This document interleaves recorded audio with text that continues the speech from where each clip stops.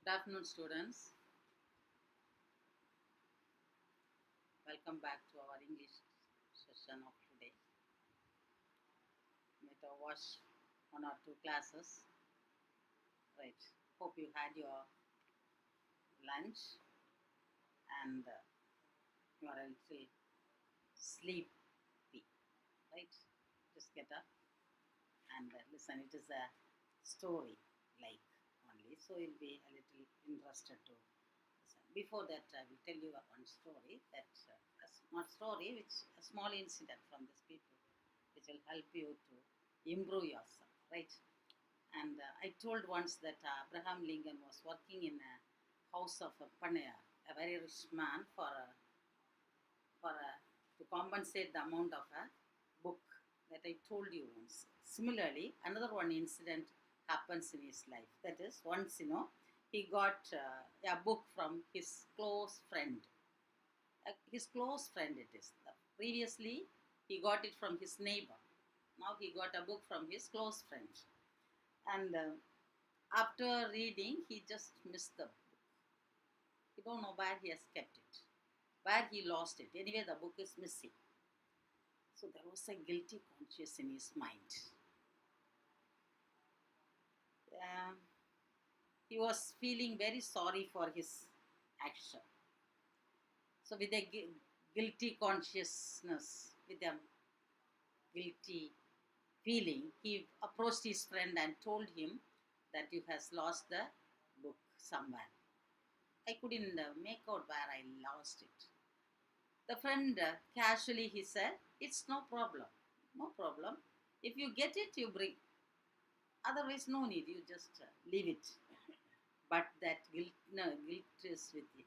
Guiltiness is there in his mind. See, again he asked his friend, "I will compensate the book with the price of it. I will just give you the money for the book." But his friend was so particular that I don't want any money for the book. If you get it from somewhere, you give it, otherwise no need, he said.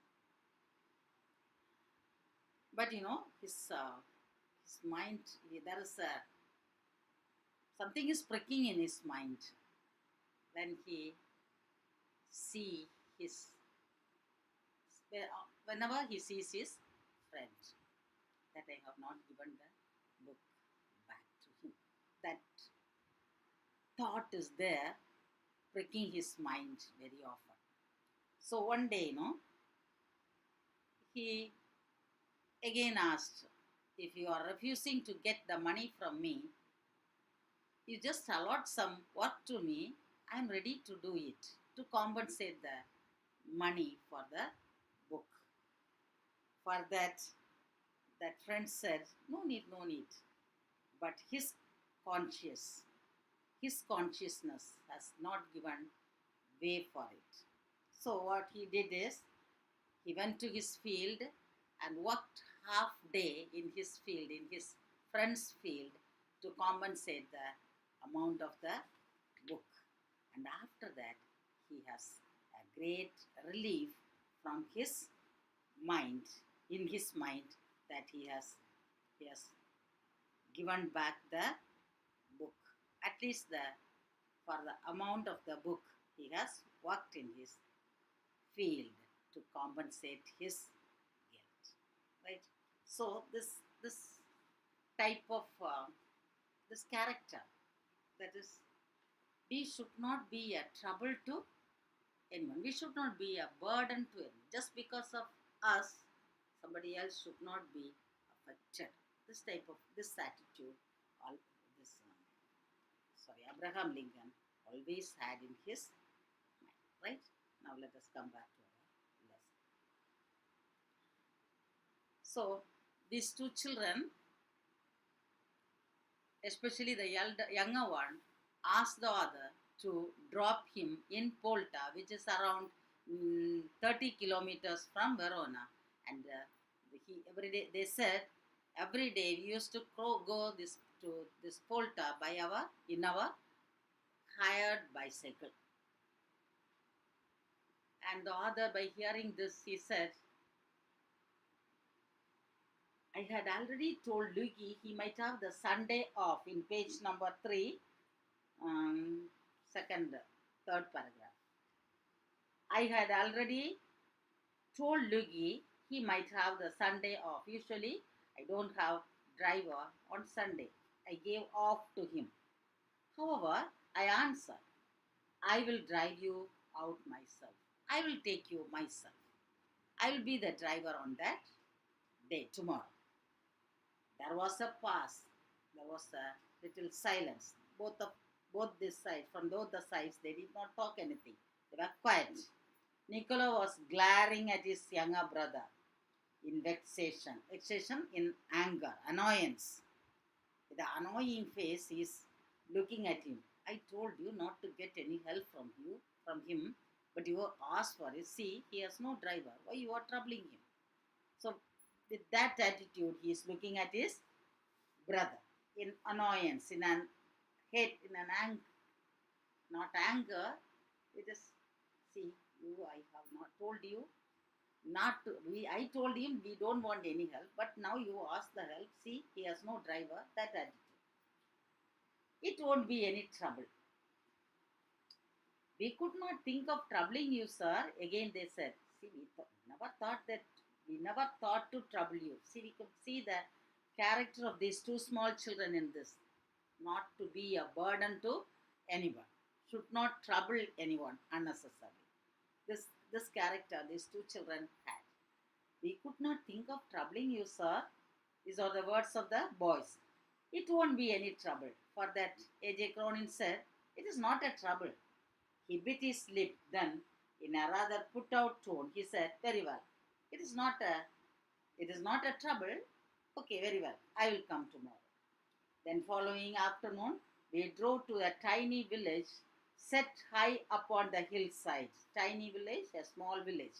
So, the next afternoon, we travelled in our car to Polta. It is a small village by the side of a hill.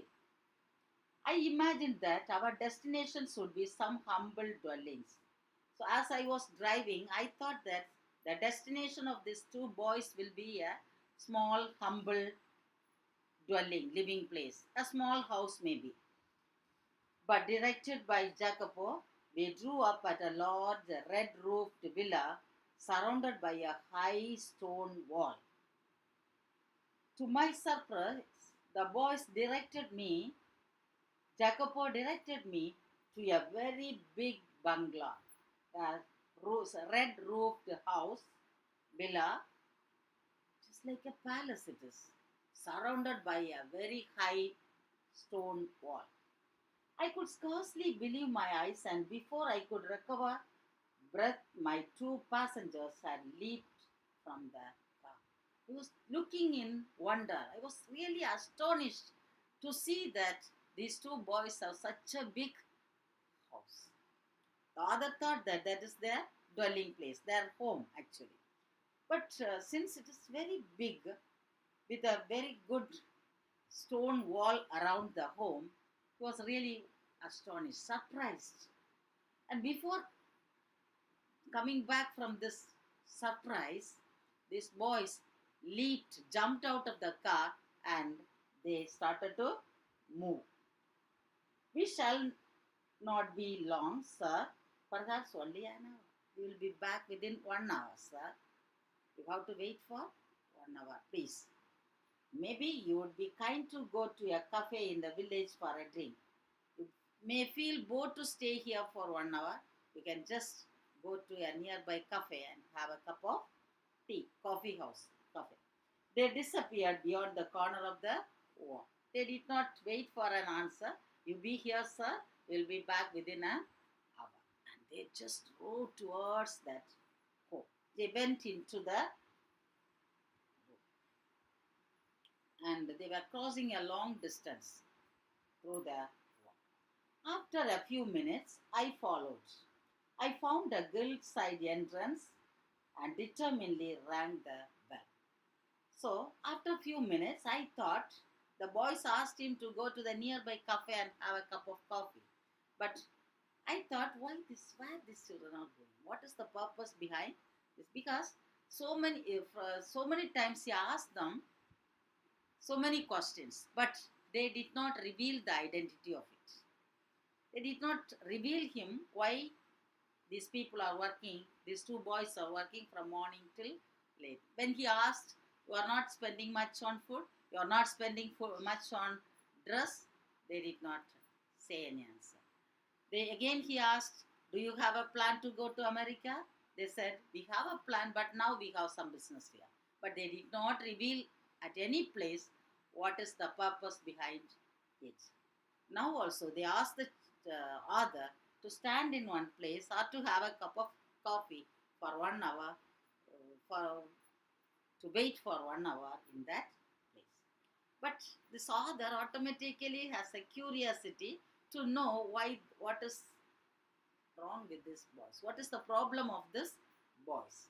So he, after these children going there, he followed them.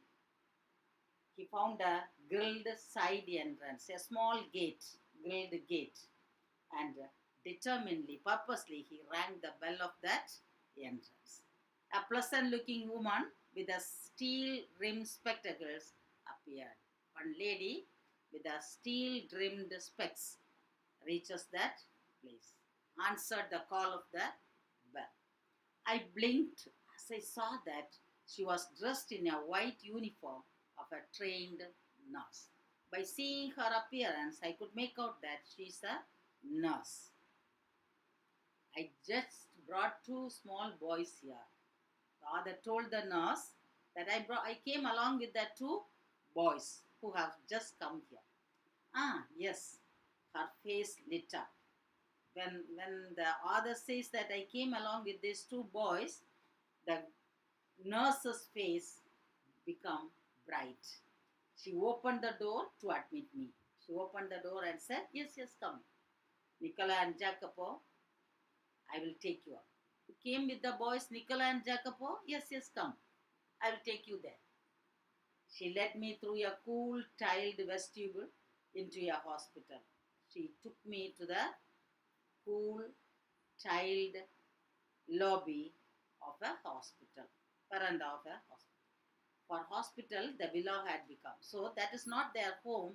From this, we can understand that that is a hospital. Very big bungalow, we said, it is the other thought that is the house of the two children, but it is actually a hospital. At the door of the little cubicle, the nurse passed, put her finger to her lips, and with a smile bade me look through the glass portion. So, at the door of the little cubicle, the nurse stopped. So, she did not go inside. At the entrance, she stopped and just showed the finger and she said, look there. Look through the glass partition.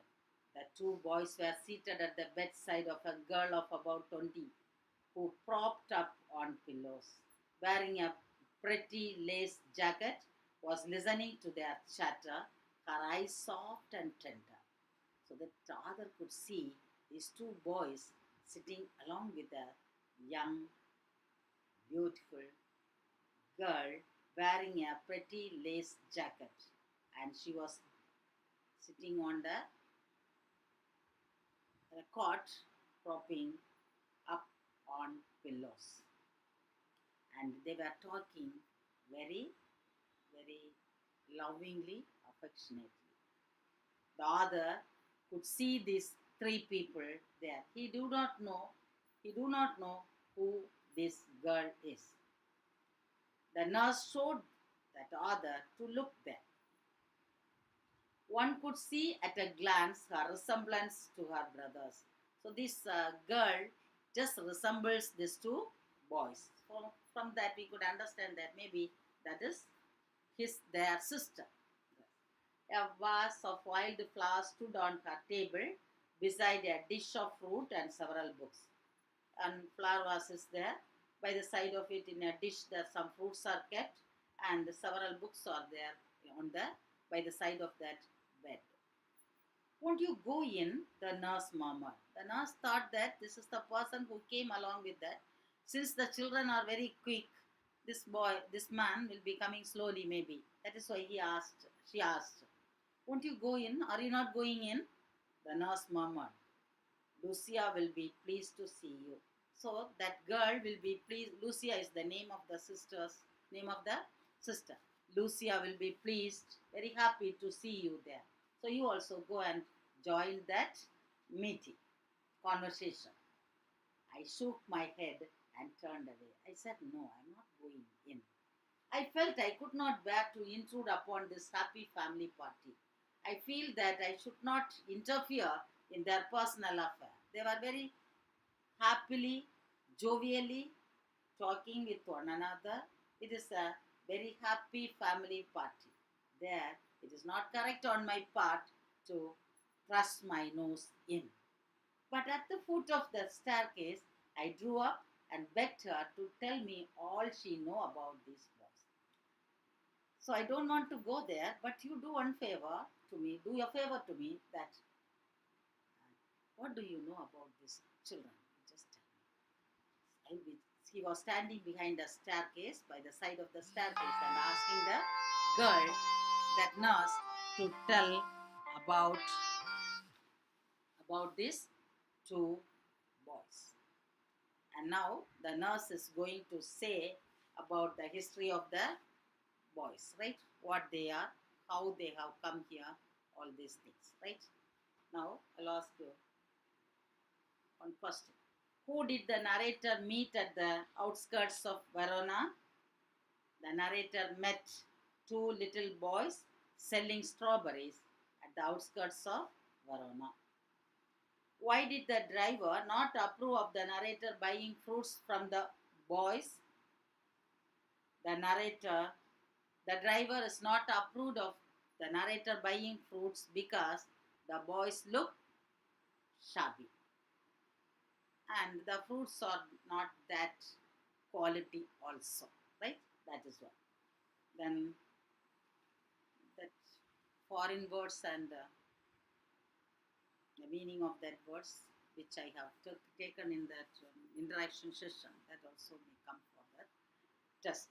Who said these words to whom, all these things. Just write the test well. Okay, children, we will continue in the next class. Till then,